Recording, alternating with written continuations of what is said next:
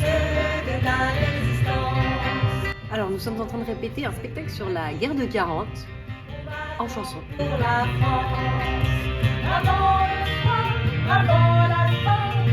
Avec cette même équipe, on a fait un spectacle sur la guerre de 14-18 qui s'appelle Le Cabaret du Polu, qui a énormément plu, qui nous plaît à nous aussi beaucoup et qu'on continue à jouer à travers la France. Et ça fait des années qu'on nous réclame un spectacle sur la Seconde Guerre mondiale. On a choisi d'aborder plein de sujets et de vraiment retracer la guerre du début à la fin, de la drôle de guerre à la victoire. Et on a choisi de prendre l'axe de la résistance. Pourquoi on rentre en résistance, et notamment les femmes.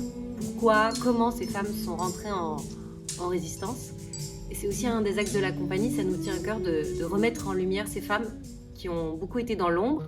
De notre fort, on guette, on s'ennuie, on dort, on ne voit rien venir. Ça bouge.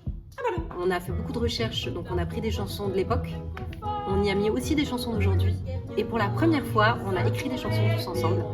On a choisi les thèmes qui ne nous semblaient pas abordés dans le répertoire de la chanson française, et notamment les femmes. Mais il n'y avait pas de chansons sur les femmes résistantes, donc on en a écrit une. Il n'y avait pas de chanson sur les femmes tendues, à part celle de Brassens, mais c'était le point de vue d'un homme. Donc là, on a écrit une chanson par le point de vue des femmes. C'est un sujet qui nous tenait à cœur. Dans l'ombre de ma cuisine, mijote mon humiliation.